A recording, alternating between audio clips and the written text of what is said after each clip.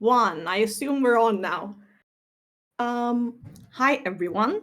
I'm Jem. My pronouns are they, them. Welcome to sound design part of the panels. I am here with lovely people, as you can see. And I want them to introduce themselves. So I'm just going to say it. I am Jem, they, them again.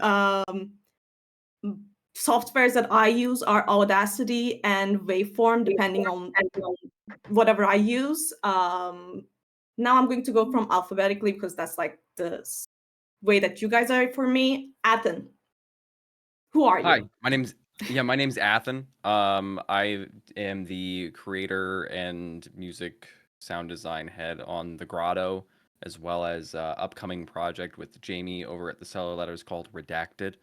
And one thing, programs. That was the question you asked. That's what I was supposed to say. I use FL Studio for the production side, just because I've been doing music professionally for about a decade, and so I use FL Studio just because the workflow. As far as tools, Splice is really good. Serum's really good. I use a lot of those, and then I do a lot of Foley when I'm recording as well. Yeah, you did. I did also ask about facts. Yes, if you guys have prepared, you can say it. Yes, you had a prepared one. I can tell. Athen, I'm telling you. Wait, Didn't I tell have your prepared facts. what? Yes. Oh, my fact? Did What you was my fact? Yes. I don't know. You said my fact, and I was like, okay, if you didn't prepare No, I it, just like never mind. Scratch that. those were facts. I use FL Studio. That's a fact. It's not a rumor. It's not. Okay. Aira. Yes. It's Aira, right? Yes, Aira it's Aira. Aira. All right. I'm Aira. I've been sound designing for 5 years now. I make Remnants and Not Quite Dead currently, and previously made Spirit Box Radio and Clockwork Bird. I make all of my shows in GarageBand because I started out making music on the cheap, and then I just never left. It's what I know. I don't have time. Yeah. And same with Audacity, so that's so fair.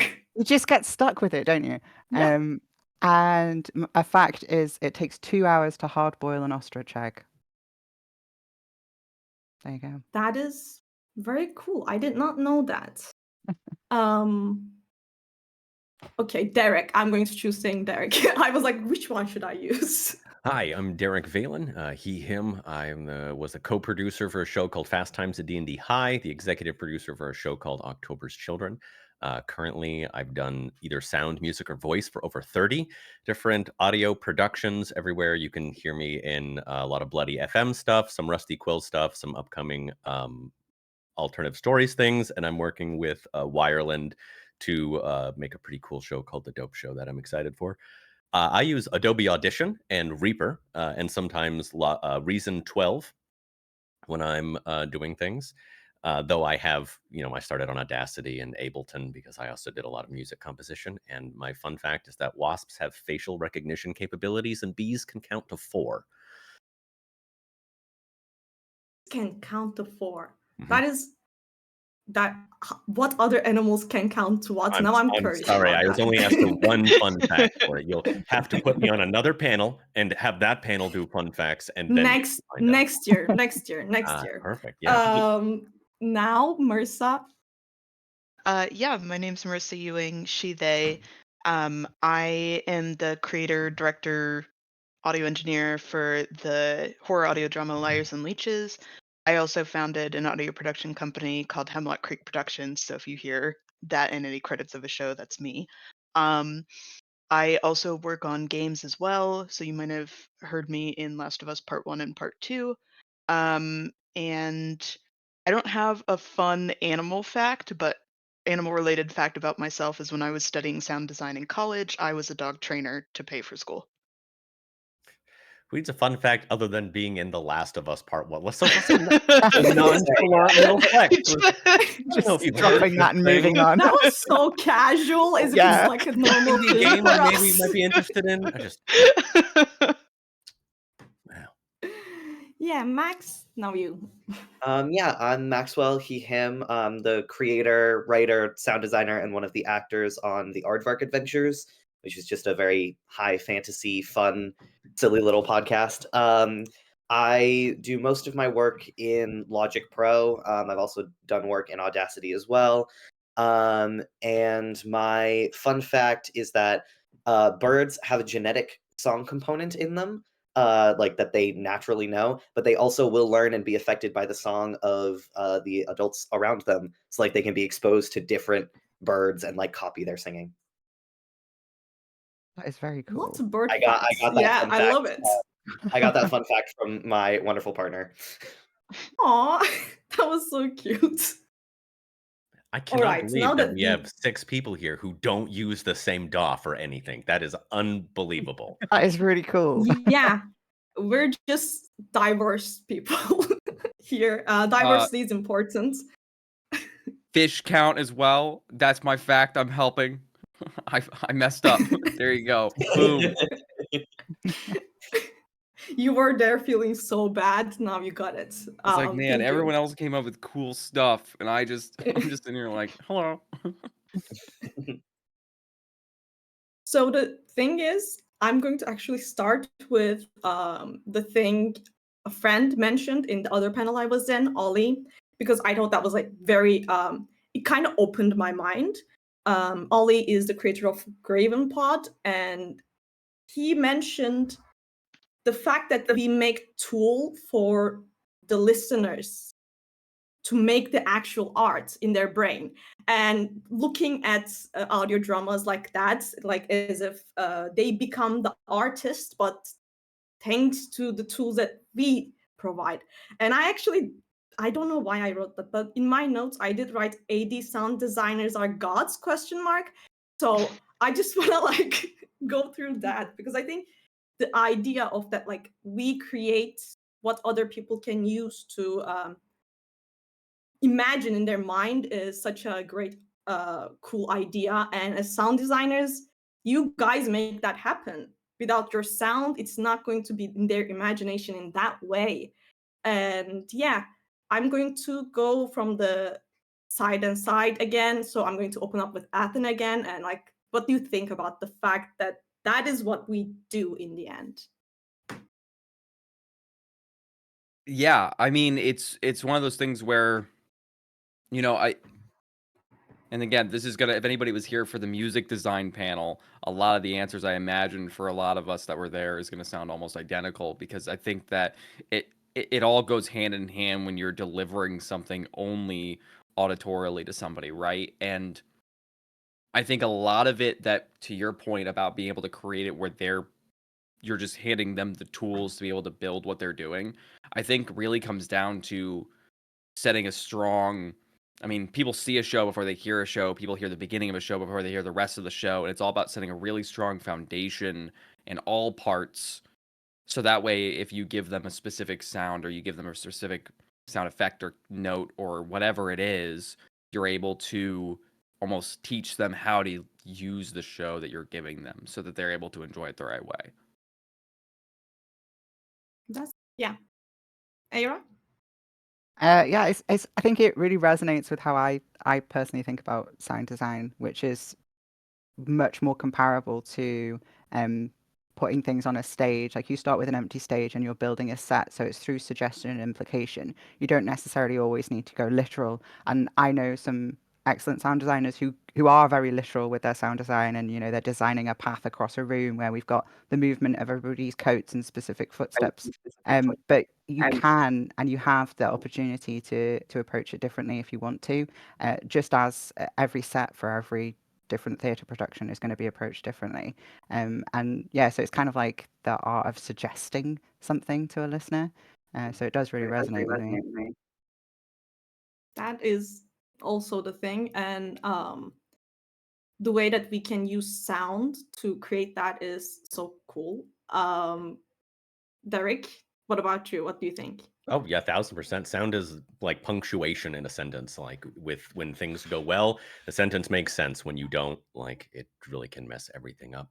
But even kind of taking that point about suggesting for it, like one of the biggest tools that you can use as a sound designer is kind of just like telling people what things are supposed to sound like, because as visual learners, most people want to kind of be told what, like, you hint during a show that this noise means this particular thing, and they just associate it forever. So you get to use your like that's your fun. I love using sound as like my little narrative callbacks, your ominous tones, your fun like stings, anything to help like direct people's minds towards where you want them to go to really tell a fulfilling story.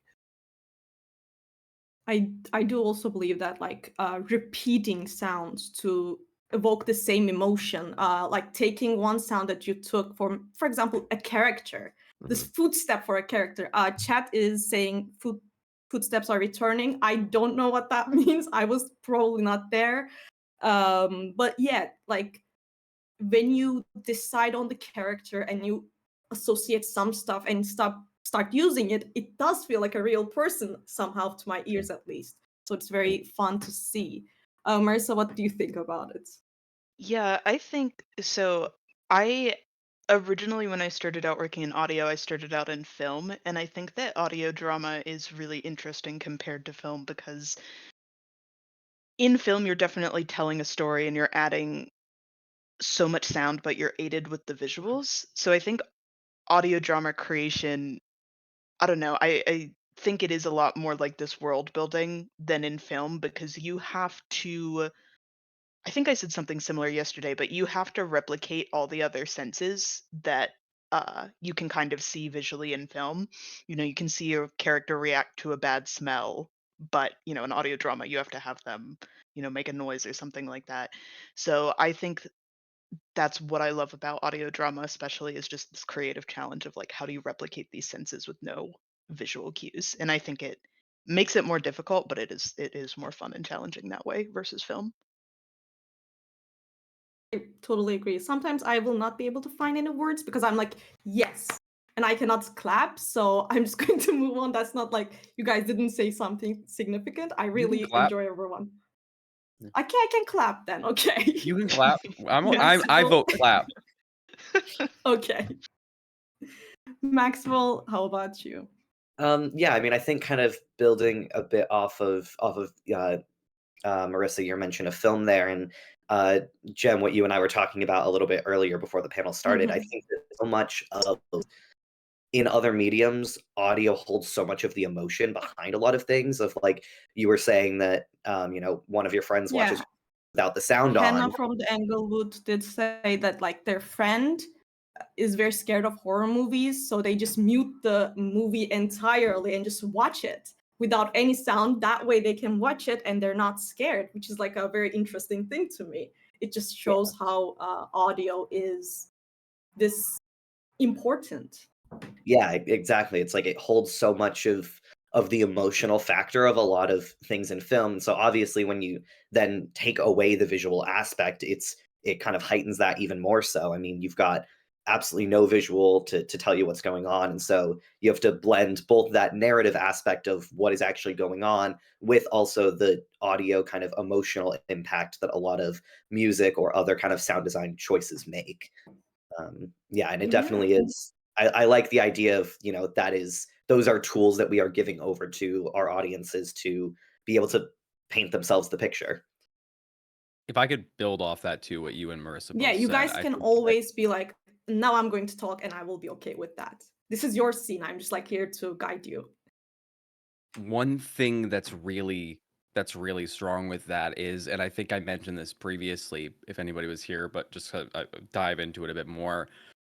You know, I tangentially related. I own an escape room for about 6 or so years and did like set design and like we would build out the rooms and do the electrical work and everything. And See, one of there's the your fun rules. fact right there. Oh Yeah. yeah, by the way, You are full of fun facts. my bad. But one of the rules we had when designing a room was, you know, we would do a like we do it like a fallout bunker or like whatever it is, right? And the rule was it doesn't need to look like a military bunker looks like. It needs to look like what a random stranger would think it looks like, right? And if when you're presented with, and that's sometimes hard to do if you have common settings that most people have been to, but with audio drama, a lot of people are coming in without like really hard to tightened preconceived notions like you run into with film and media, and so you're able to just say, hey, this sound, like one of the things we do on Grotto is we do a lot of like, I'm like, okay, well, I don't want it to sound like an ambulance. I want it to sound like the PS2 version of an ambulance, right? Because I'm able to do things where I can say, hey, this is the rules of this world. This is how things sound. This is what happens, and you're just gonna, as the audience, absorb and understand it or not, and that's just fine. And I think it's really cool that you can strike that balance in the audio format. You get it's difficult in some ways, but also gives you a lot more creative freedom. I think if I can jump Yeah. in, I think that Yes. you make a great point, Athen, because I think a lot of sound design is balancing like or audience expectations of what things should sound like versus what they actually sound like. And especially, I know some people mentioned that they do Foley. There are so many sounds in the real world that if you were to put them into an audio drama, they would just sound so boring. Like for Bad. me, doing a lot of action, fights, guns, explosions, if you were to just use like pure recordings, people Mhm. would be like, well, Yeah. that's, this explosion just sounded like, for half a second. And And like, for my personal opinion, those scenes are already boring. So like it's much more harder to put in there.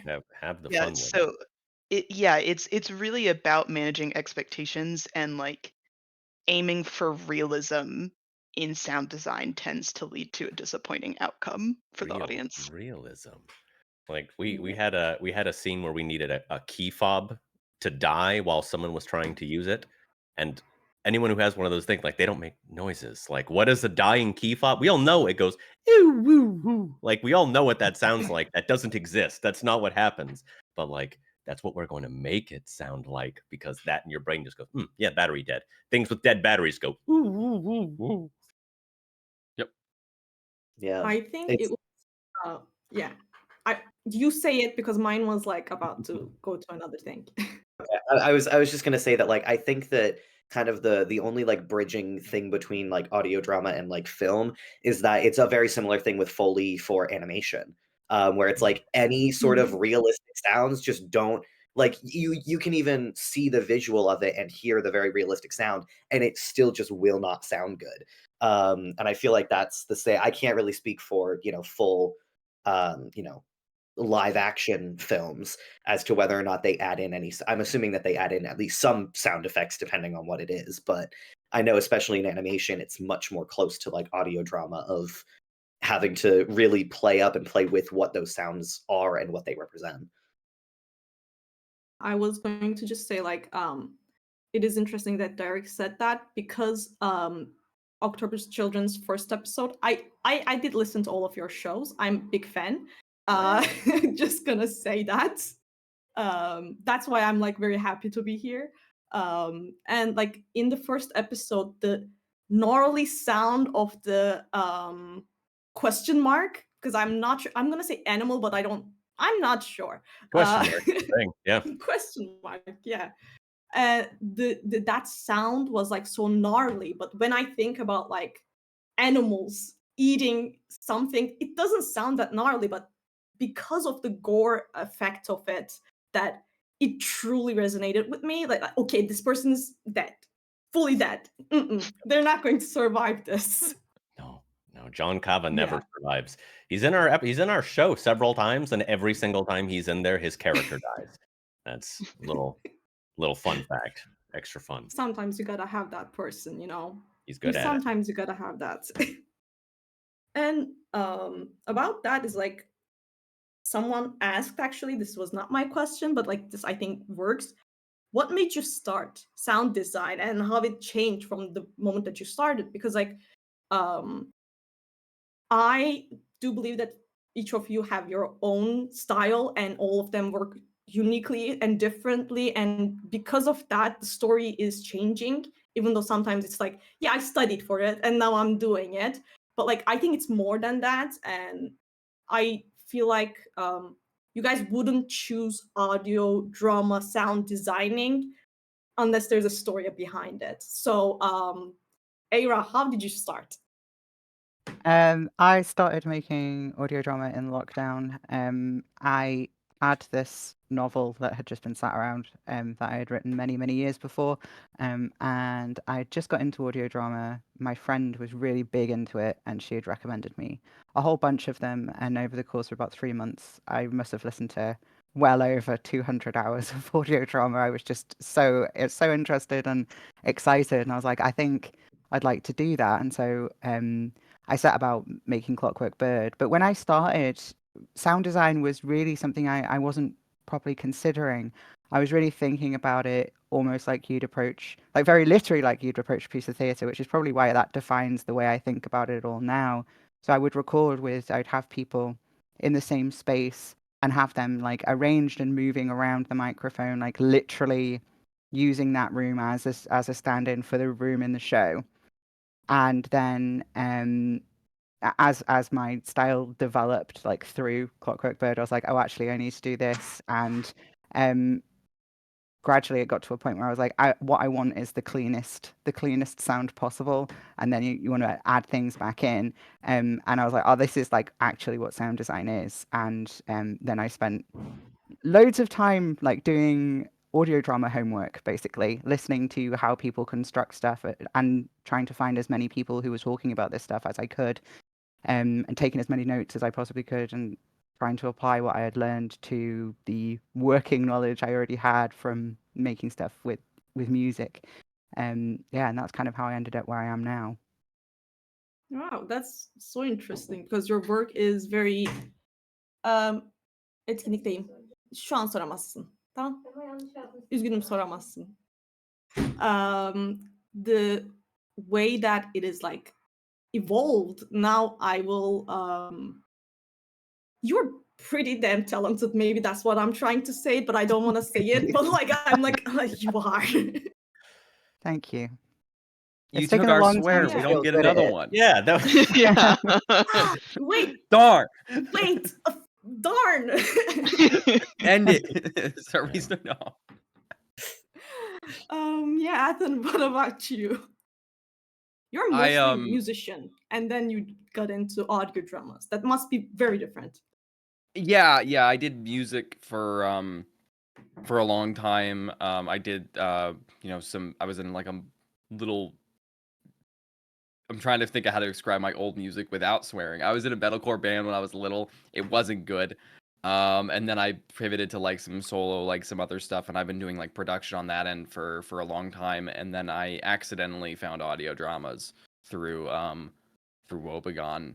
I had started streaming as something to do. It was after COVID, but I just felt like I had a pretty good job at the time, but I felt like it wasn't, I don't know, just kind of some gut feeling when I woke up one day. I was like, this could change at any point, and I got to do something for myself. And I had started streaming basically full time and doing music production a little bit more full time for other people.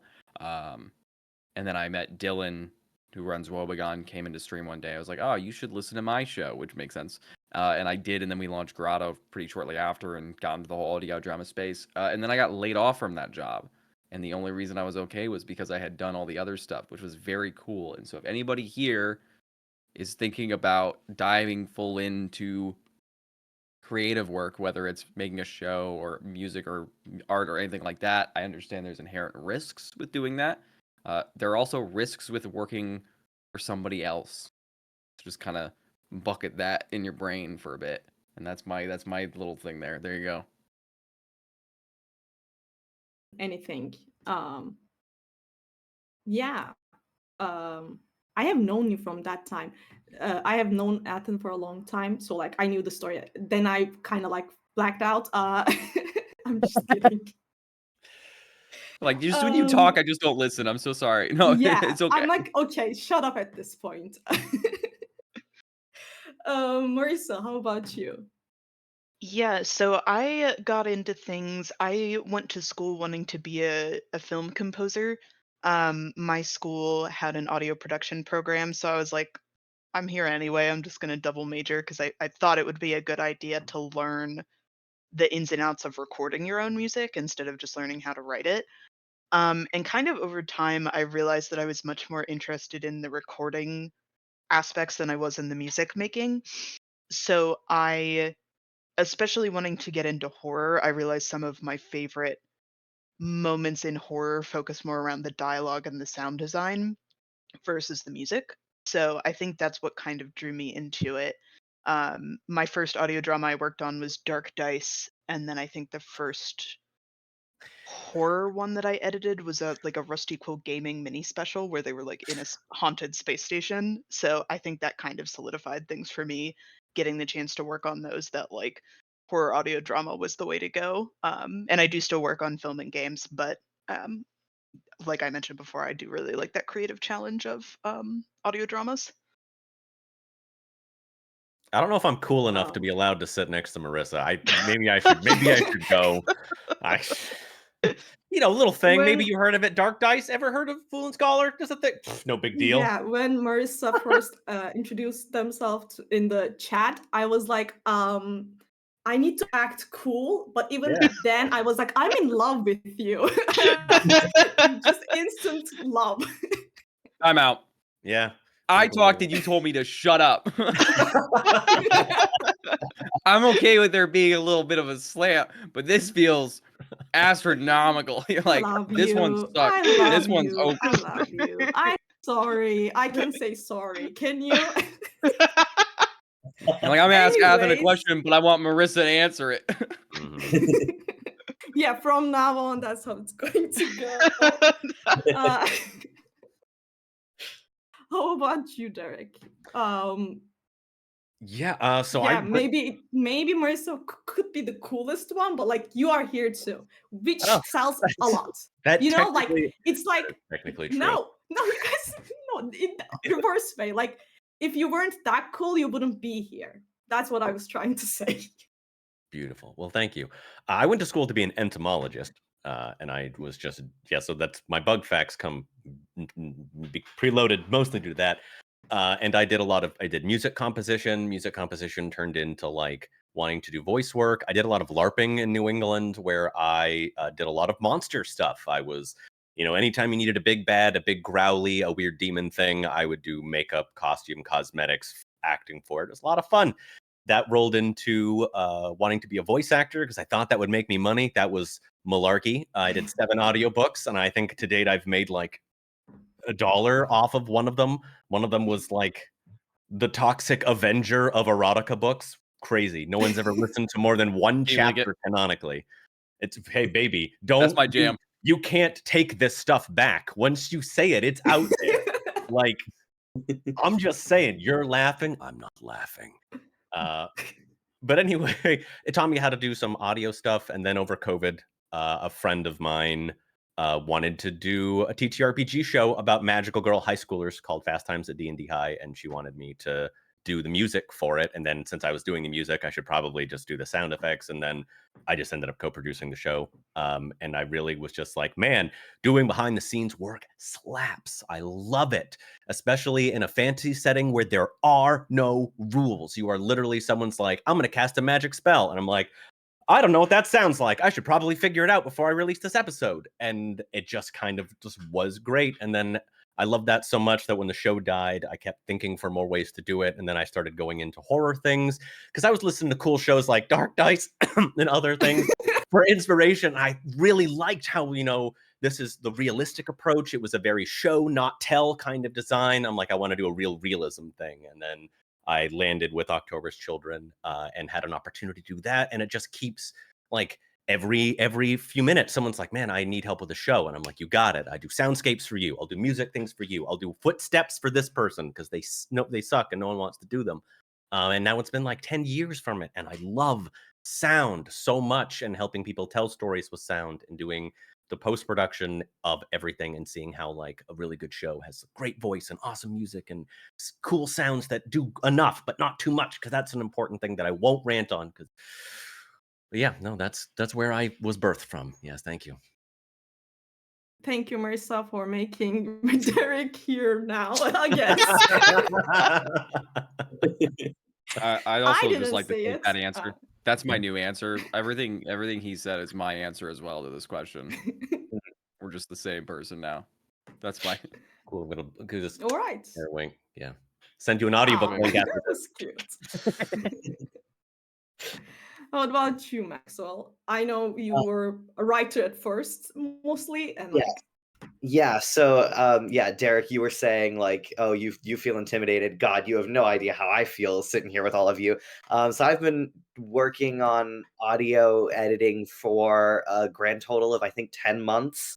Um, I very green. I started as a writer. I've been a writer for a good couple of years. I'm doing my master's in creative writing right now. But I wrote the first episode of the Aardvark Adventures for my undergraduate dissertation, and I wanted to basically produce. I'd always been a really big fan of audio dramas for years, and so I wanted to, I wanted to produce the episode to kind of go along with the script for when I handed in my dissertation. And so it really kind of just started a little bit out of necessity of I didn't have any friends who did anything with, sound editing. I didn't have the money to pay anyone to do it. And so I was like, all right, guess it's time for me to, roll up my sleeves and figure out how this all works. And I there is a big part of me that has just absolutely fallen in love with it, of being able to write a script and then make other people hear what it is that I hear in my head as I'm writing it has been super, super cool. And I've loved doing that. Yeah, it's definitely I don't know how much my sound editing has like developed, quote unquote. I've definitely gotten better at it as I've, learned, okay, when you're recording things, don't record them in a different system and then bring them over to Logic, because that just is an extra like 10 hours of work that you don't need to be doing. And, hey, separate all of them into scenes and not into one massive audio file that you then have to sort through after. Like so many little things like that that just are the kind of common sense things that you learn in those first few months of doing it. Yeah, you so just helped me a lot, because I was like, how am I going to segue to my other question? And then you just start the question. perfect. I think one of the things about audio design is that not just our styles are different, we do things differently. I mean, we all use different apps, softwares, uh, and that's so cool.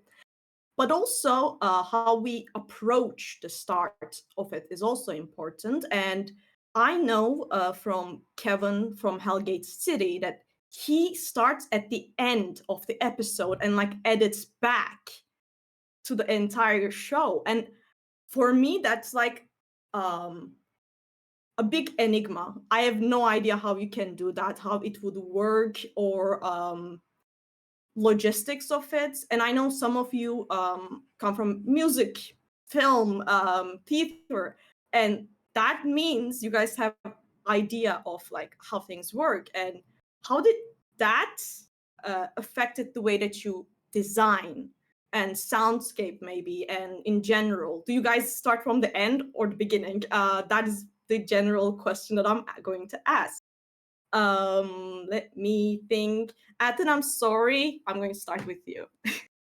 Actually, let me apologize. I'm sorry, Jen, that I'm not somebody else.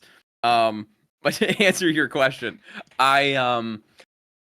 you're gonna hate this answer if the starting at the end is confusing. I kind of start. I think the approach I take is, it's kind of the same approach I take with music or really anything. If there's one particular part that's really interesting to me that I think is gonna carry everything, I start there. And so I'll kind of start at any given point of an episode, regardless. Like I'll just kind of click into the parts that I think they're gonna be the most like.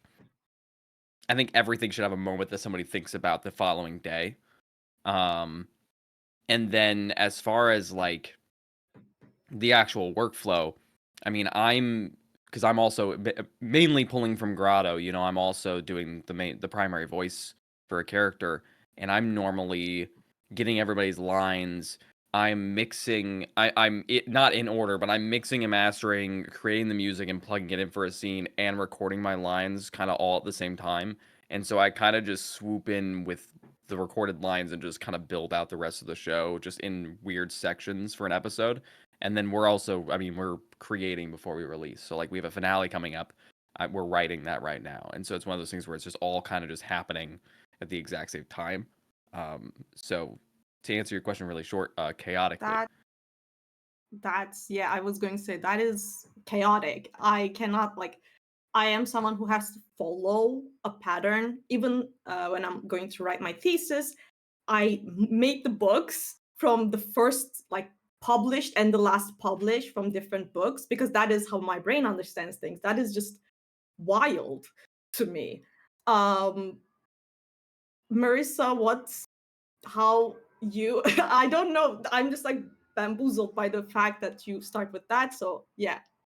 So I think for me, this is going to sound a little weird, but my sound design process has kind of evolved through spite. Yeah. I I love typically that. Elaborate. with the exception of Liars and Leeches, all of my sound design work has been for other people, and it's very common that when you're a sound designer, people don't really talk to you about the sound design until the ball is really rolling. Lots of things have been recorded already, the scripts have been finalized, things like that. And it's sort of a frustrating experience because so much of the time requires going back and revising things that have kind of already been finalized. So for example, um, like, hey, this person is running in this scene. It would be great if we could have 30 seconds of heavy breathing that we can use in the sound design. But by the time you get to it, everything's already been recorded. The actors have moved on to other projects. You can't record extra stuff. And it's really frustrating. So I think my method of production now, I usually try to get in the door in the pre-production phase and have a say in the scripts, not changing the story or anything, but really helping mark things up of this character is injured. Can we have 30 seconds of them making pained noises that we can use in the sound design and things like that. So I've found that my process of starting in the pre-production phase and really working with the directors and kind of getting over to go over the script has helped make really fuller, richer sound design in a way that doesn't usually happen when you get brought in the end. So I try to keep that approach if I'm working with external clients. Or for Liars and Leeches, we had the sound designer and the composer looking over the scripts before they were even finalized to make their notes. So I've found that approach helps a lot, and saves so much time once you get to editing. So I feel like most of my job now is happening in pre-production. That's Yeah. really fascinating. If you don't mind me jumping in, because I Yeah, I was going make to send it to you anyways. because I do everything myself. So I write and sound design and perform for the 2 shows I'm currently releasing. I do almost all the performance as well, across multiple characters. So it's really changed the way that we lost somebody.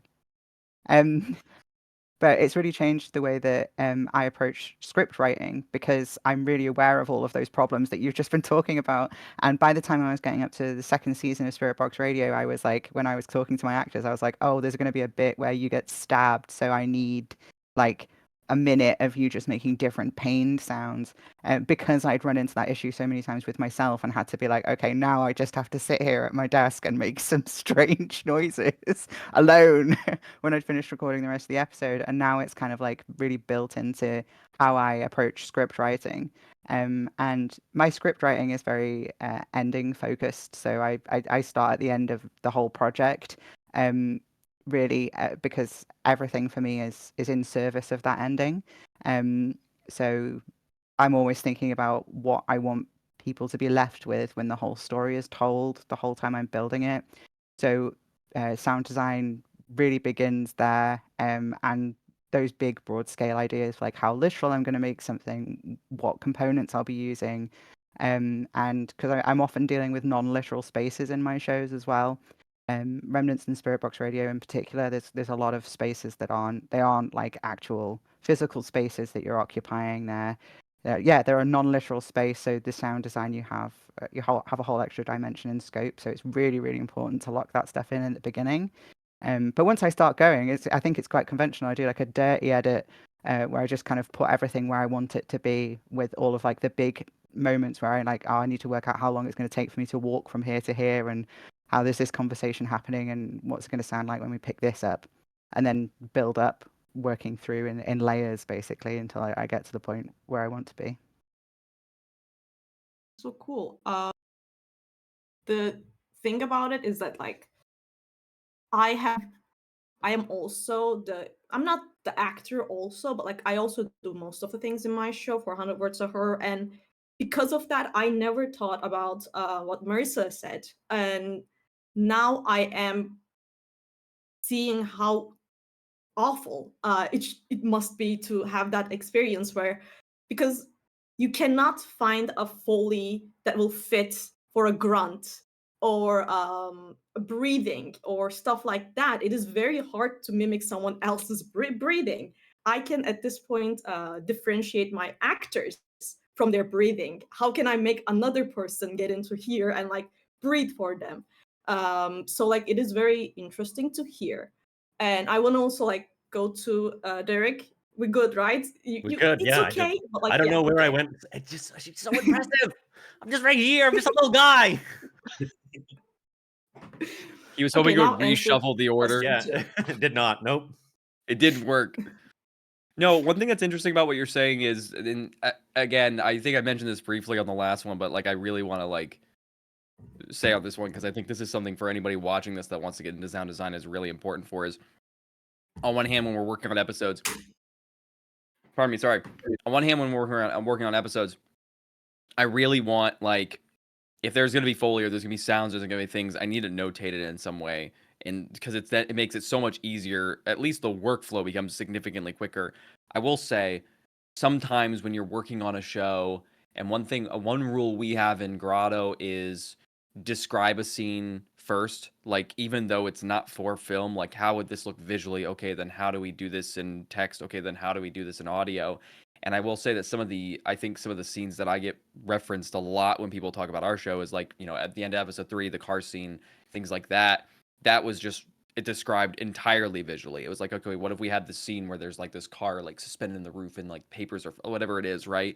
And then there was no notation direction. So if anybody here is thinking about getting to like sound design, all those kind of things, sometimes those scenes that don't have a clear-cut answer, where even if you notate, it's not going to really help you know, like, okay, how do I make this work for a listener? Don't shy away from those, right? Because that lets you really like put your fingerprint on and make something unique to you. It does really go like, it is a kind of job that benefits from understanding how everything works. So like everything in an audio drama works better when everybody knows how things are, because if your script doesn't have sound notations, then how is your sound designer supposed to do? This is a hypothetical situation where this is not all the same person who's doing the job. But I've heard that there are some things where people don't have division of labor occurs in some places. I don't know. But yeah, like if you want something to sound a specific way, communicate that along the line and vice versa. Like I used to do Google document comments a lot when I was doing Fast Times, and I would be like, hey, this is what I think things should sound like before episodes are done. And then when I did October's Children, it was an entirely different process. And if you start working with like different people, there is always that learning bit where we're like, how does everybody work here? Like at this point, I kind of leave it as if you don't give me a sound note, you're just going to trust me for it. And if you don't trust me for it, you should have communicated with me how you wanted things to go so we can smooth that out as we continue on. Yeah, and I think that's very important. Like you learn with the new people that you meet. That is the thing. You learn with the team and stuff like that. Um, I want to ask Maxwell too, because you and I are fairly new at this thing. And how does that take effect? Yeah, so I mean, in terms of kind of the way that my process usually goes, again, like kind of like everyone was saying, I've never had the insight into having to sound design for somebody else's script because I write and direct and record and all of that. I do all of those aspects of it myself, so it's something that I've never had to think about sound designing for someone else. And so I honestly, most of the time, go through my sound design in the same way that I kind of go through my script. I just go kind of from start to end. Occasionally, I'll jump over a scene if I'm just exhausted and it's a really difficult scene, and I'll be like, I don't want to deal with this one today. I'm moving to the next one. I will regularly do that and then go back to it when I have the bandwidth for it. But yeah, I especially kind of being new to it, it's been really interesting hearing it how everybody else kind of goes into it, especially with different backgrounds, with focusing on music of it, of writing for other people and all of that. Yeah, because it's always just been kind of one thing in my brain of just kind of going through the whole script with my actors and things like that. And I, as much as I will have to write in my script for reminders of myself of being like, oh, they're fighting, so I need fighting noises here.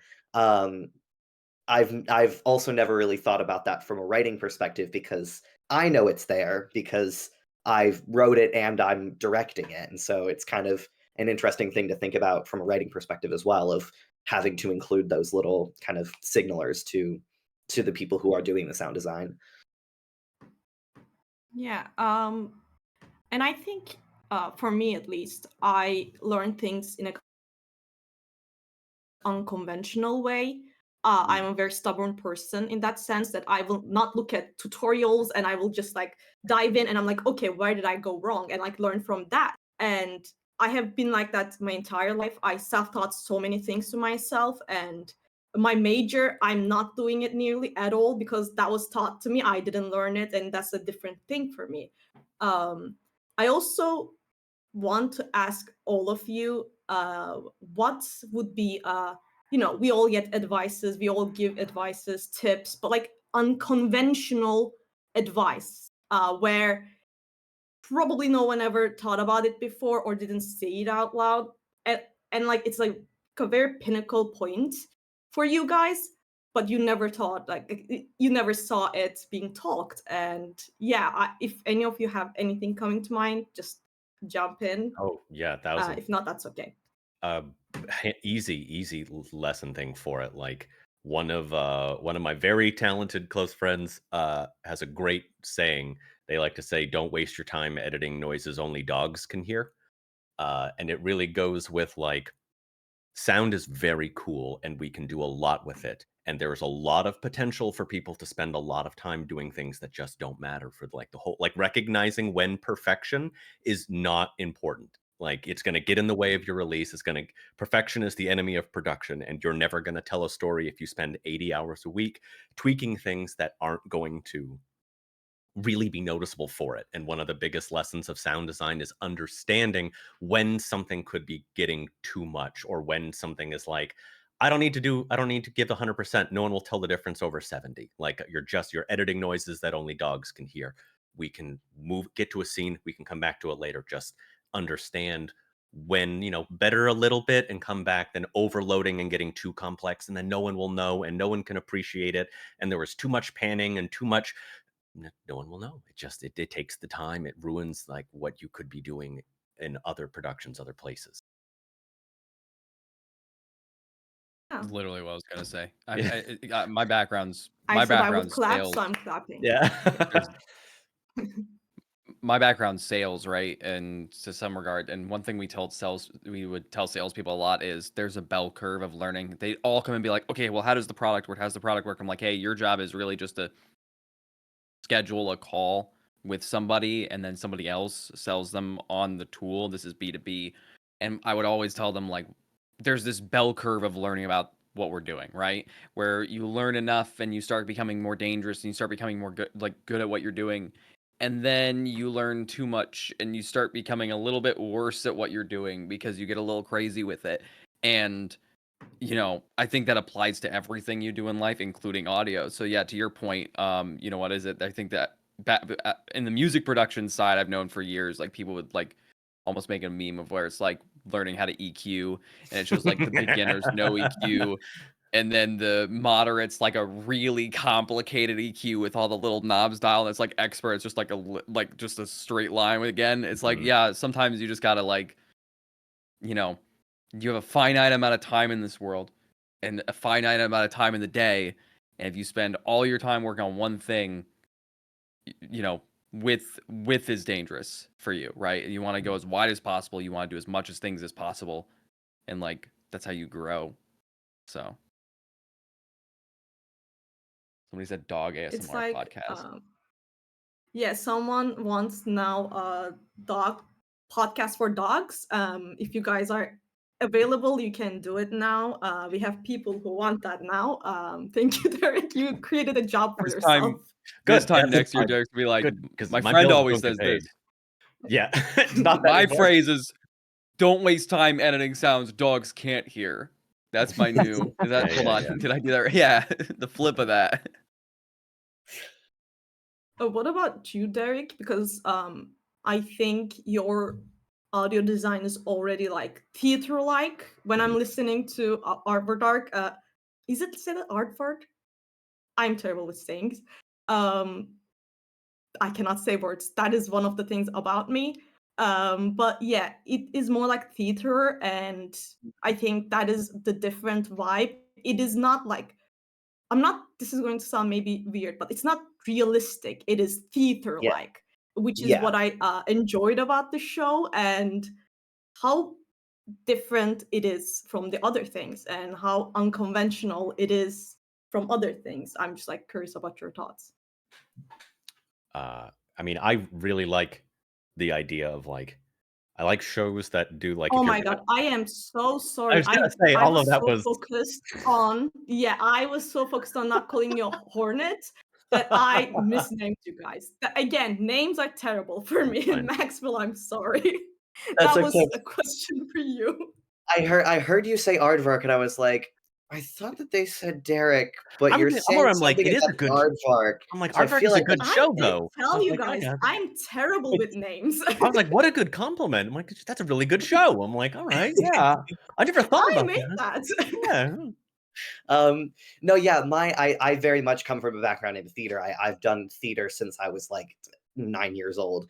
And so that was always something that I really wanted to bring to the podcast is, and I wanted to get more of that kind of theatrical aspect to it. I mean, I'm fortunate enough that I have all of my actors in the same city as me, so we can all record together, and often I try to get as many of them in just around one mic as possible, so that way they can play off of each other and things like that, and I can kind of work with, the way that they're doing those sort of readings, and then, bringing that further into the other aspects of my sound design of just kind of, yeah, I want it to be very, very fun, very theatrical.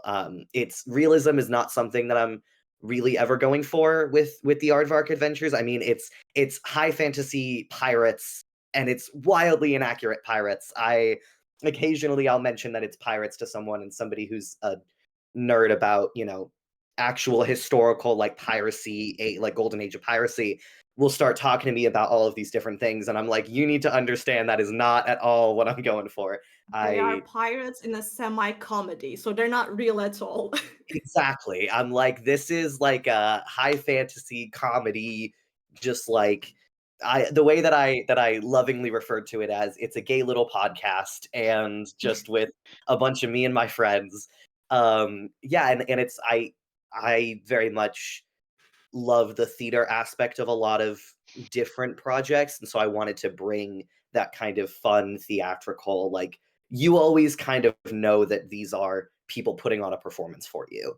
um it's immersive in the way that you are being drawn into the story, but it's immersive in the way that theater is immersive, of you're not in it, but you can kind of get lost in watching it, or in this case listening to it. Yeah, it is like drag of audio dramas, which is like a very cool Yeah, thing to see. that's a really, I've never heard that before, and I love that, and I'm stealing that. That's great. I think someone's going to say something. Okay, Aaron.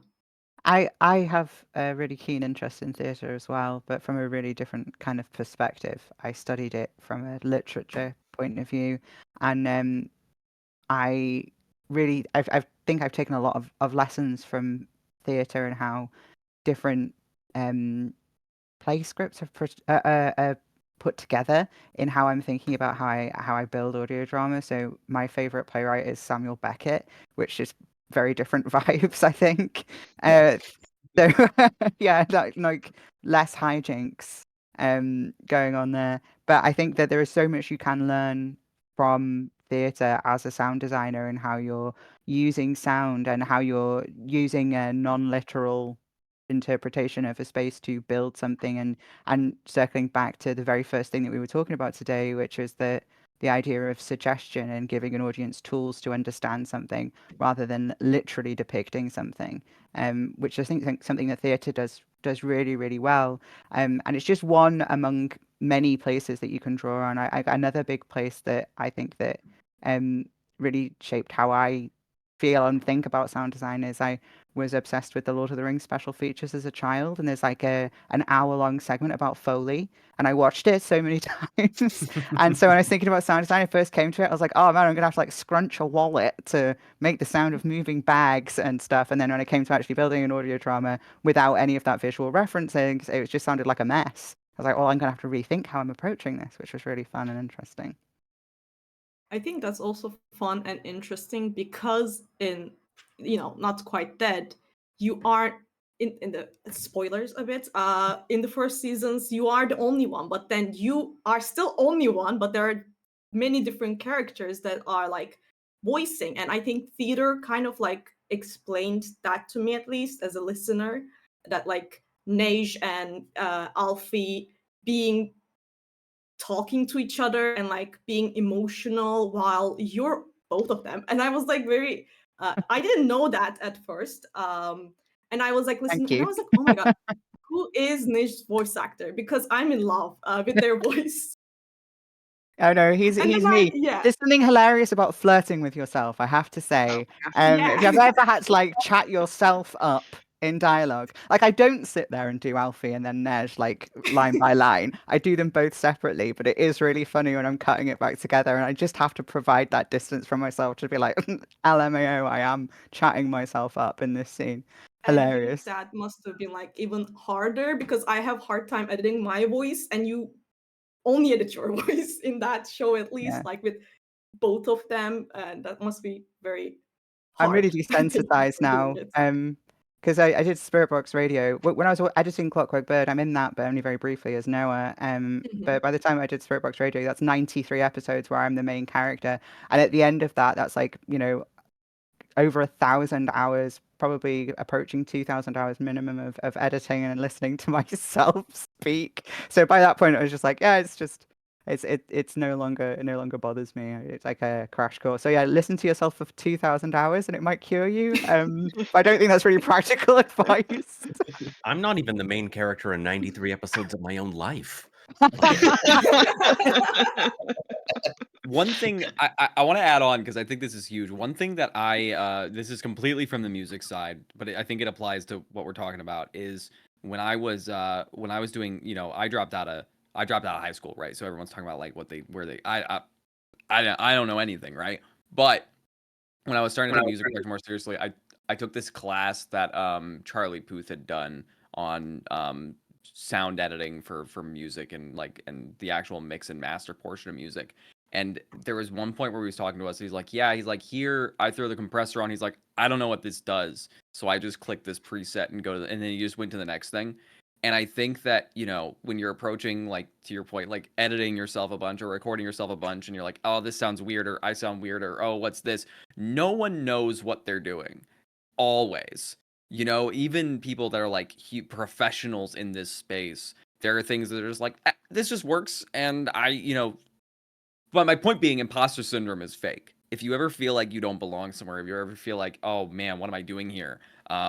Just don't. Just push through that, because everyone else feels the exact same way. Again, to Max mentioned earlier, like, oh, I've only been here for about a year in the audio drama space, and so whenever I'm join things like this, I'm like, I don't know why I got invited. Like, I'm just.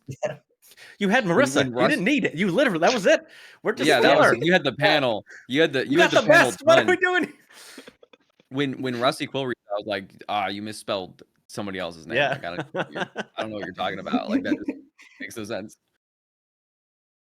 I am the worst imposter here, by the way. I studied law. I graduated law. I am doing my master's in law. So like I'm very different. But we do end up being here. It just I means don't that. know if I actually know anybody who does sound design that like studied it actually. Like audio dramas is full of a community of people who like I don't Marisa everyone did, right? Yeah, I mean, I was going through. I was just on the writing for audio panel earlier today, and David Alt, who's done a lot of writing and voice acting. I Yeah. I went onto his website and I was looking through his stuff, and he's an astrophysicist or something like Yeah. that. And I'm like, Yeah. I love what He David. is. like, what? I love Like, David too. But I mean, it's crazy to me that like the wide range of everything that people do here, and that we all kind of Yeah. come together for this Yeah. for this little thing. I So mean, that does tie back to when we were talking about like the individual styles for it, because audio drama is such a self-taught medium. There's so much like independence. It really does mean that most people who are learning through trial and error.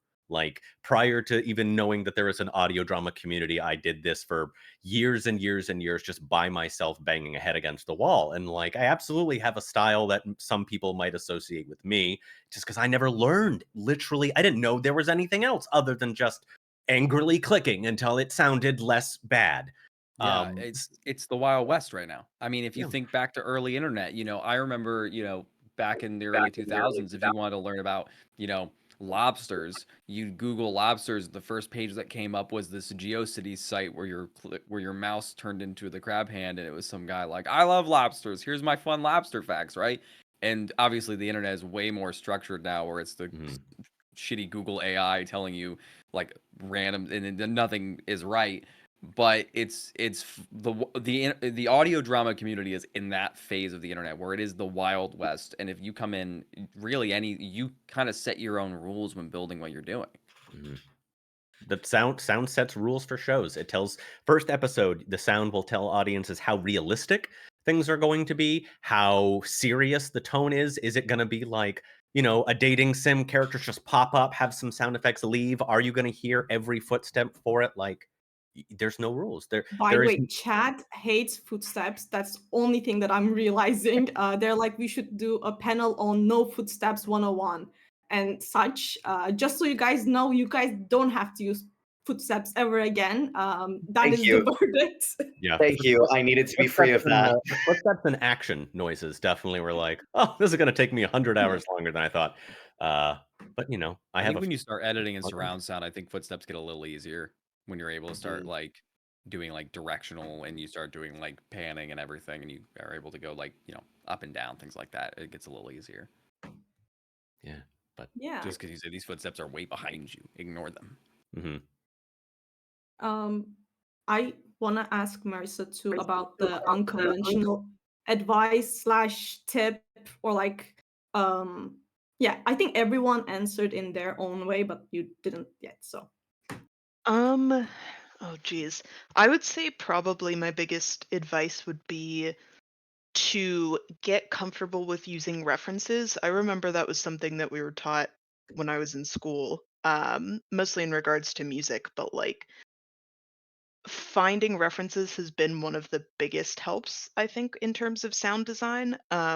I typically with a show, I think the technical term is called a sound bible, but the idea is that like you make a list of references of, other audio dramas or TV shows or, video games, things like that, that you find something they did in the sound design is interesting and you want to, you know, do something similar. I think having a collection like that is a really great way to organize your thoughts. It's also a lot easier to communicate if you have a bigger team because, like, for example, Liars and Leeches, the villain of that show has like a very distinctive vocal edit, and I pulled from the villain in Candyman, and it was a lot easier to just be like, "Hey, I want him to sound like this character from Candyman," than to be like, "Well, I want his voice to sound kind of bassy, but not too bassy, still kind of human, but like not really, So I think having references like that is one of my biggest pieces of advice. And same too for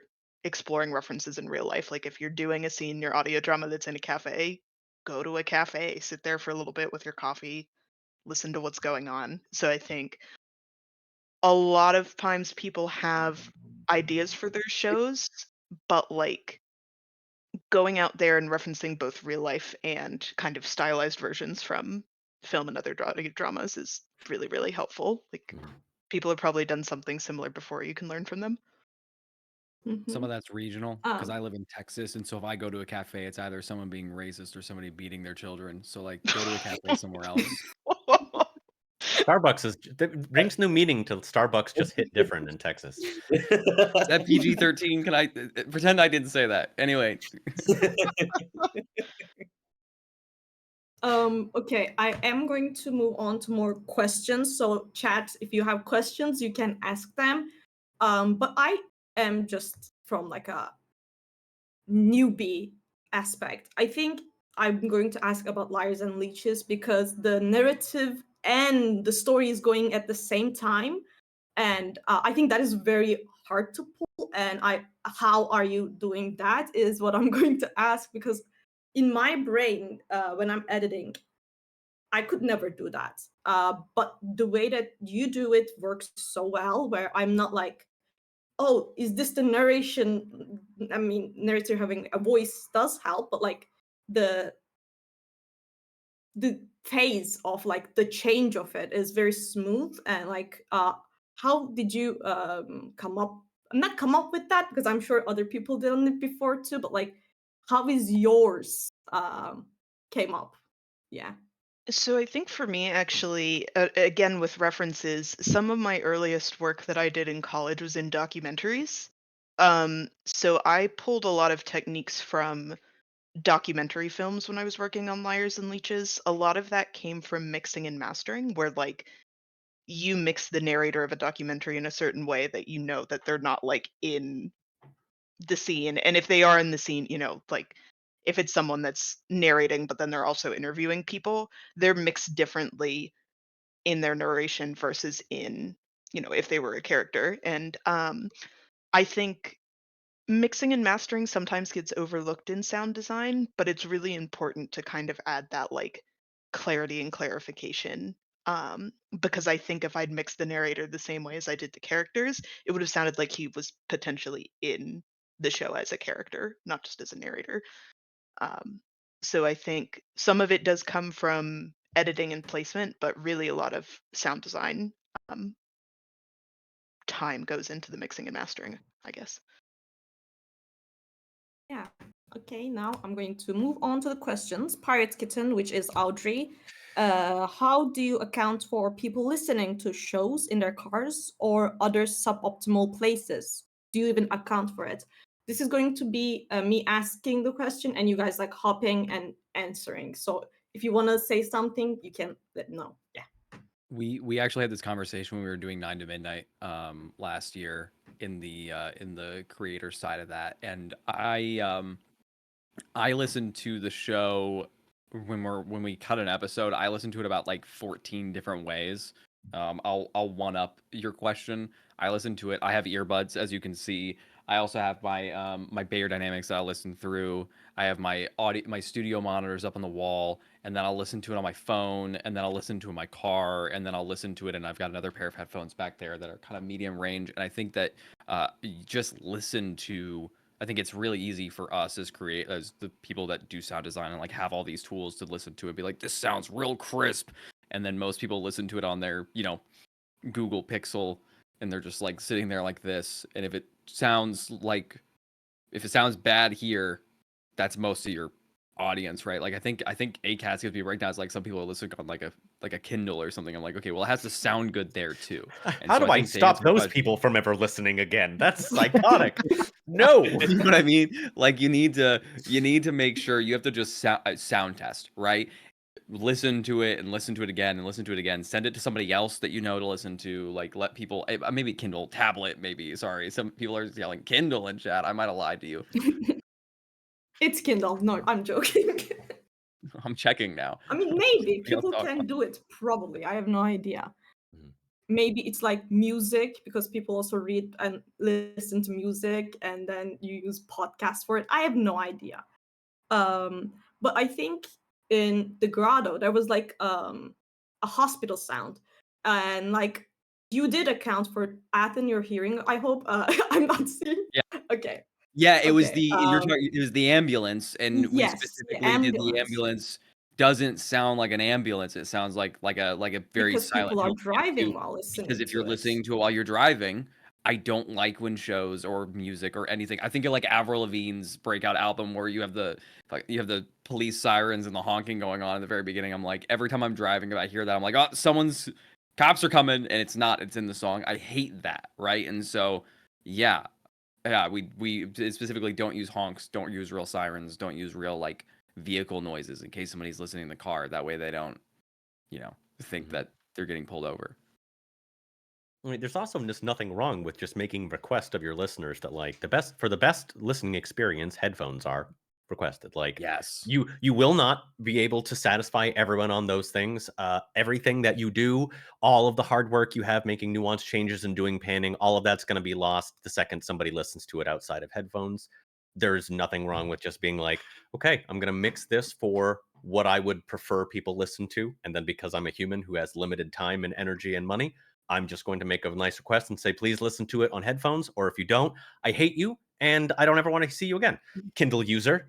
That's 0.30% of people listen to Grotto on smart speaker, and then there's 1% to listen to on other. And I think other is supposed to be like tablets and Kindle. The other things. is Kindle. I think Now it's we like solved the problem. new idea for a podcast. It's an interview detective show where we hunt down the 1% of people that listen to your show on who knows what. You know what's crazy is no one has, but there is a category on Acast for wearables, which would be more than a Kindle. Somebody listening to it on their Apple Watch, just like, yeah, that would be A rarer shot than Bigfoot. We are more likely to discover that maybe it is Bigfoot with an Apple Watch. Wow, that's another great podcast idea. I've done 3 in this episode. Yes. This right now. Write Wow. them down. Yeah, how Um, about you guys? How do you account? Yeah. So I think for me, it is unfortunately so boring to do this, but there are a lot of guides on there that you can find online on how to mix and master for different sources. And reading technical manuals like that is just the worst. I'd rather do anything else, but it is so helpful. There are even guides for like, hey, here's how to like mix and master for people that are listening on like an Alexa or a Google Home. And there are a fair amount of techniques out there that are worth investigating, but my biggest advice is listening on or using some sort of loudness meter so you have like an objective measurement of how loud your show is, because that's going to be really helpful for people in cars. And then like Athens said, using different references to listen back to things, because like if I'm mixing on my nice studio headphones and then I hop in the car, I know that there are certain, I guess, inconsistencies to expect. Like the music is always going to sound quieter if you're in a car. So I think just kind of getting practice both from reading kind of theory and manuals and from experiencing it through different sources is super important. Because again, Is there there have been. Oh, go ahead. no, go ahead, sorry.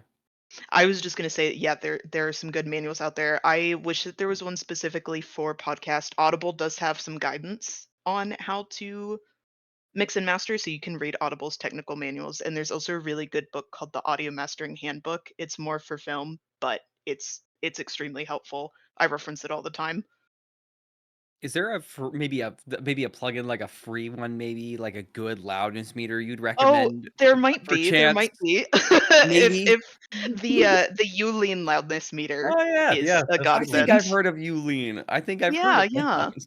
I'm actually gonna put the link in the chat because I feel like I'm Yes. some sort of brand ambassador for this brand. I'm not, but it's a free loudness meter that's No, really good for audio I dramas. also recently heard the good word, and it was excellent. Yeah. It's really You good. had that link so quick. I told you, I'm not a paid brand Are you ambassador, but I love sure? Ulean. Are you sure you're not paid? When I go to Ulean /Marisa, it gives me 20% off.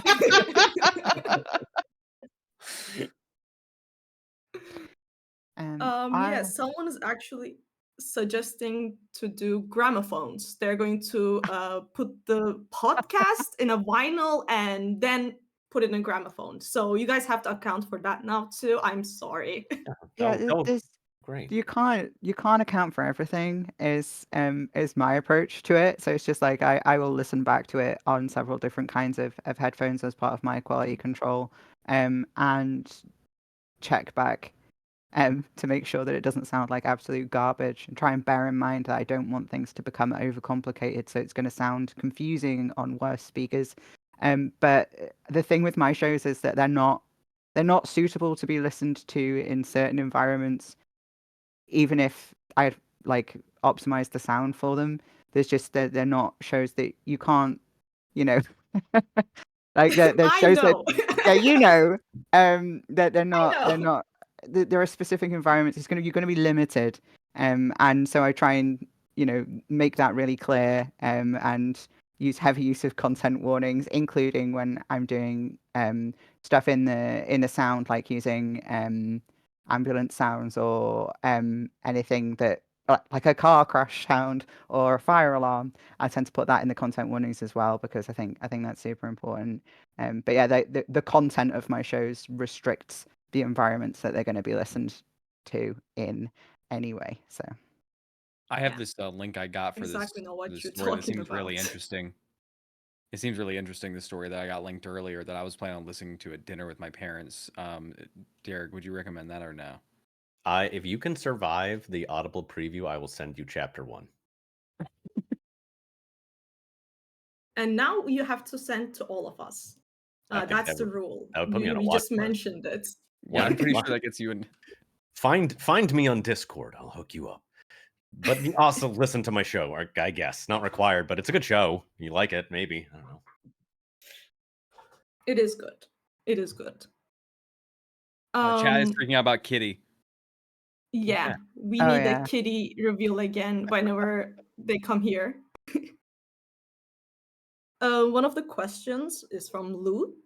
I love sound designing monsters. I want to know about the coolest monster you've ever made in sound. Or would like to? That's also edited there. Yeah. Really can't fully talk about that yet. That's think confidential. I think so far the coolest sound is I have a sea serpent in one of my episodes. I didn't sound design it in the way that I wanted to, because I had a deadline of releasing it. I think I bit off a little bit more than I could chew for it. But that was really, really interesting. And then more recently, there's it literally is in the episode that we just released an episode like last night. So I don't want to spoil what specifically it is, but we did a little bit of Thank you. Of a creature in that one, and that one was a little bit easier to edit and was still very fun. And the nature of kind of what that creature is complicated, and so it was really interesting to kind of play with that sort of aspect of like, oh, you might think it's one thing but it's actually another, and what exactly are we listening to, what do you need to believe it is right now, what do you later know that it is, stuff like that. But I won't give too much away of what it is, because it literally came out last night. So I think my favorite monster, I mean, the October's Children monsters are fun. There's a lot of fun stuff in there. But I designed a monster from scratch for the Shadows at the Door that I wasn't allowed to use any, like there was no sound library, anything for it at all. For Shadow, I don't know, is this season 3 something? I got paid to do a monster, and then I kind of just stopped checking in. I'll learn it. Yeah, Don't worry. Maybe it's anyway. But that whole thing I know was. Lou would text it in the chat. Don't worry. You continue. Psychopath. But yeah, so the whole thing was the monster was no sound libraries. It was all me on a microphone, and I had to build like this, like I don't know, like Mothman something or other, but for it, and it entirely is just based on like. So I sat through and like Marisa had said before about finding things in like manuals for other things and applying them. I listened to a lot of video game monster creation stuff, so I could be like, okay, cool, this is the sound of the monster like opening its throat, it's like pre-roar, then we have like, this is what I want the actual like the chorus of the monster is going to sound like, and then our outro for it, like this is how I want to build up. I want it to be gross, but I don't want it to be too gross because I don't like a lot of wet noises, and I don't want it to be like a misophonia monster. I used a lot of things like, honestly, a chair dragging across the floor makes a really nice low reverberation, very similar to kind of an alligator tone. You can use that for a lot of fun things. It was excellent. Just thinking about how many layers or pitch effects or EQs that I can use to like draw something out, and how I can use that to convey a little bit of emotion stuff. Yeah, monsters are just a hoot for me. I have so much fun making them all the time. You mentioned the chair dragging, and it did remind me that for an episode of ours, Athen actually did record inside of a rice cooker. Yeah. Yeah, I Right? got it here. No, I'll show you. Not a rice cooker. I'll show you. For a monster, and I just That's had right, a 'cause I was a promise to monster. him that I'm going to make him a And monster. Yeah. Yeah. I have this here, and so sometimes when I'm like, I don't know how this will work on Discord because it's got crisp on it, but sometimes if I'm doing like sounds, I'll like do that because then it gives it like a natural echo. Because I didn't do much editing on the monster vocal. Like I did a little bit of like I think I also did an didn't. underlayer. That was amazing. And then it I was like didn't do anything. that's like I was gonna say I think that's the only monster I've ever done that I can talk about is Yeah. the 400 Words of Horror one, which is just me just clicking. I mean, honestly, Yeah. I think it was monster motion was much harder than actually vocalizing thing. Like when we were doing October's Children thing, we wanted something big. And we had this moment in episode 5 where the monster is actually like throwing down, and me and the writer were working on it, and we realized at no point had we ever talked about how big the monster was. So he had just let me sound design for 4 episodes something that I felt was an appropriate size, and then suddenly we were like, oh, shoot. How do we make it move? Like the roaring is sure, anyone who can figure something out. But when it comes to like taking that monster and then having them do, lifting things and moving around, those are the sounds that can really start to get like how do you add weight to footsteps? Even a good footstep generator, we spend a lot of time like maybe some infrasonics, maybe some like low earthquake rumbles. Maybe I need to lift something up and put it back down, not for a sound effect, but working out helps me relieve stress sometimes. And this was stressful for me. I've been called out. Cherry mentioned that yes, our Silent Fright episode also had a monster, and I think the sound for that was just I think we just did like a low, like real country bass note. I think that was music actually was the. You're right, Cherry. Sorry. Do you guys want to add to, or I we think can for move me, on to the other question? Yeah, you do say it. You did have someone. I think so. This is like a little bit of a different scenario because I wasn't the sound designer for Liars and Leeches, but I did do the mixing and mastering and dialogue recording for the creatures. I loved the leeches in Liars and Leeches and like how just like visceral and gross they sounded, but a lot of those sound effects were done by the sound designer Melissa Pons. But I think recording the dialogue for those, especially in the the leeches fight scene, was really really fun. But I think my favorite creature that I designed, like wholly, was a scene. It was in a podcast called Black Women Are Scary, and it was a werewolf that had a throwdown fight in a botanica. So it was lots of like candles smashing, scratching sounds, clothes ripping, things like that. And I think fight scenes are definitely one of the hardest for me, but I was pretty proud of that one. There's That was so pretty much earlier motion. on. So much motion and action. There's so many things you can smash. It's great. First sound designer does an action scene. Like, okay, well, that's a lot of footsteps, a lot of running, a lot of fighting. Oh, I got to add whooshes. Oh Lord, this would be when you'd use your swear. Your PG-13 swear would be right about like nuts. Jem took it though. 100%. Ah, Yeah, nuts. You true. also said some stuff. Don't blame it on me. We already I said, hold did on. that. I said shit one time, and that is PG-13. And I said it Twice again. now. That's still PG-13. We're gonna You get You banned. get a handful of those. Man. Yeah, I think you. Not I felt like you not were a going to show, say but something, but yeah. Me? yeah, not in a show, but like Yeah. for the wait, who are you pointing at? Oh, No. Aira. I said the name, Adam.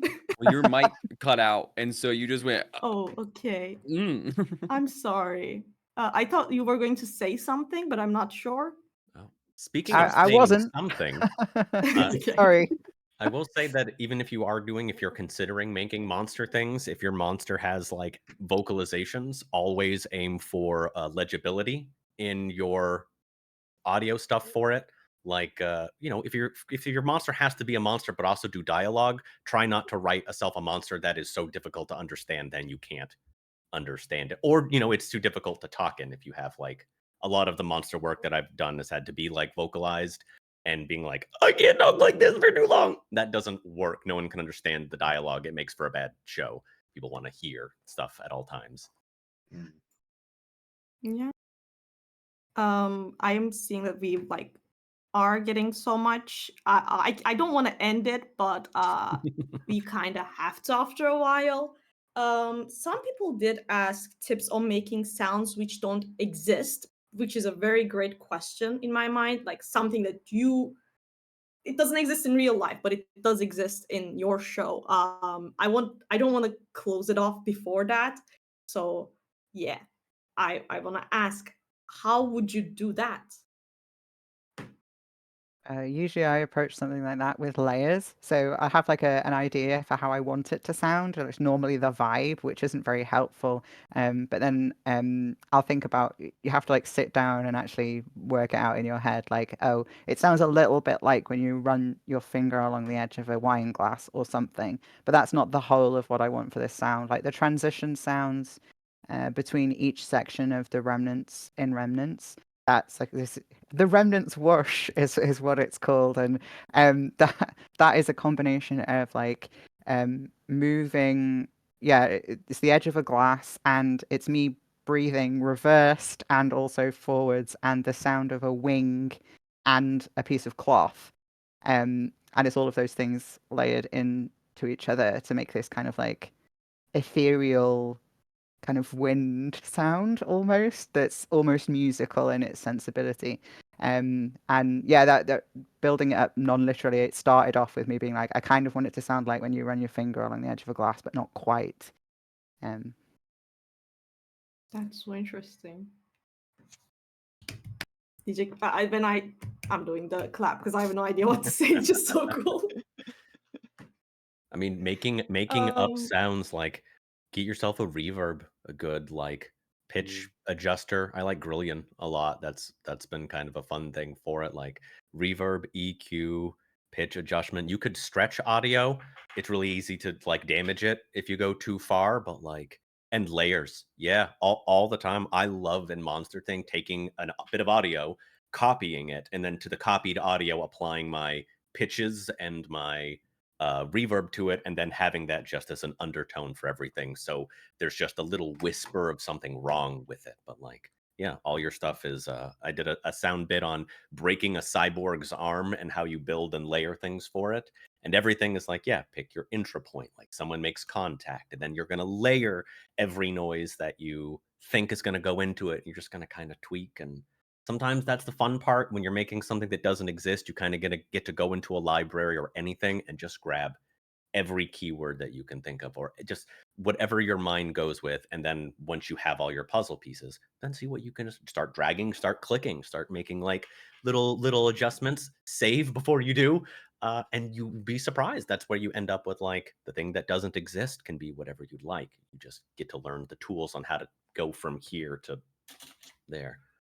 Yeah, and we mentioned a lot, or I mentioned a lot, but part of the creative process is recognizing that just because I say this all the time, but just because you spend a long time on something doesn't mean it's audience ready, right? But that's still a good thing, right? So sometimes part of the process is just you have a vision for what something will sound like, and this literally happened with the last episode of Grotto we released, where I had this vision of like what I wanted the scene to sound like. I was like, this will sound really good, and I spent like 4 hours on it, and I like finished the whole thing, and then I put it to the team internal. I was like, hey, here's the episode. They're like, hey, this part doesn't land, and I slept or I went to work and I came back and I listened to it. I was like, yeah, it doesn't land.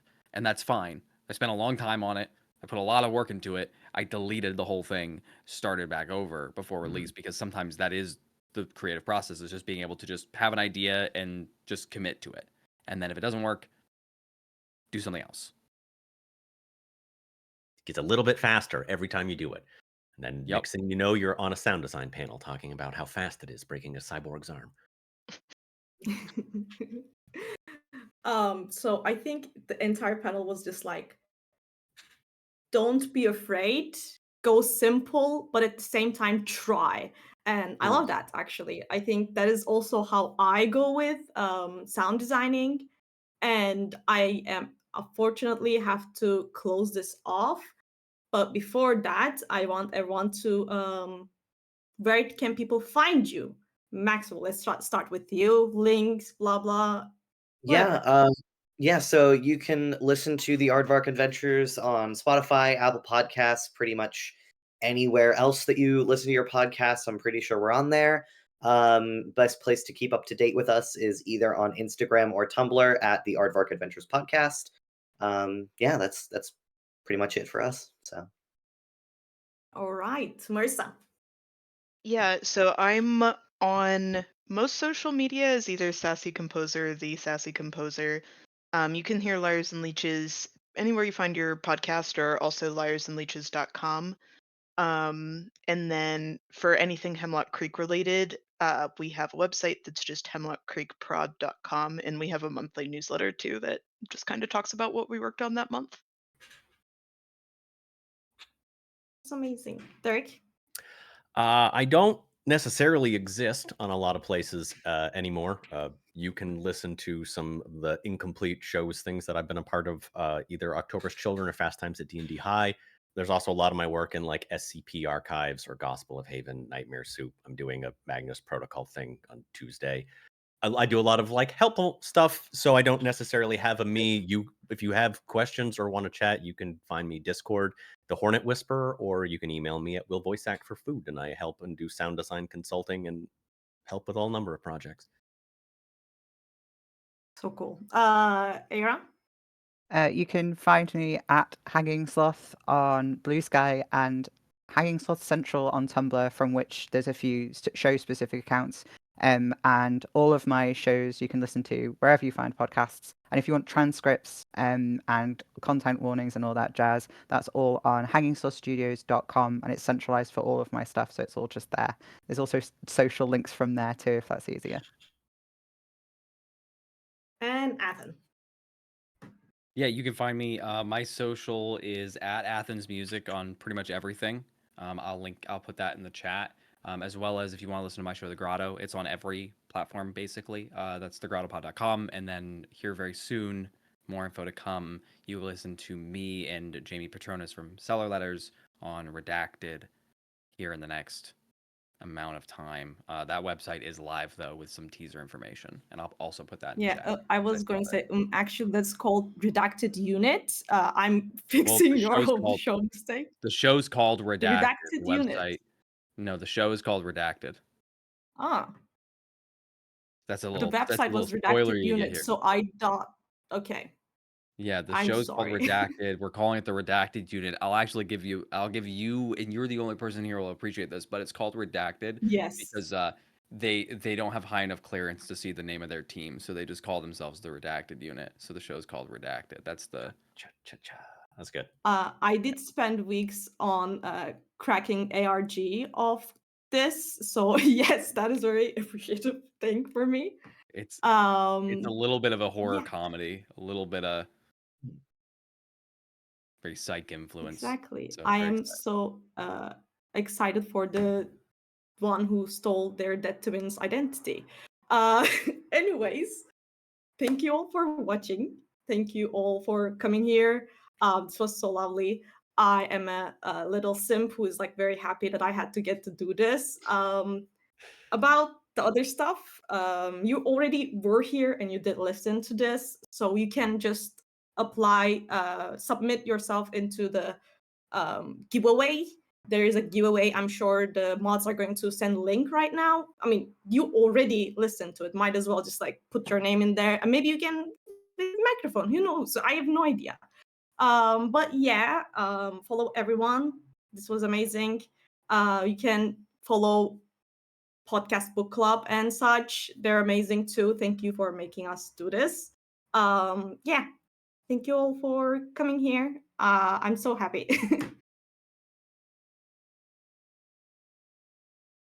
Thanks, Bye. everybody. Love Yeah, you. thanks. Bye. Bye. Bye. Night.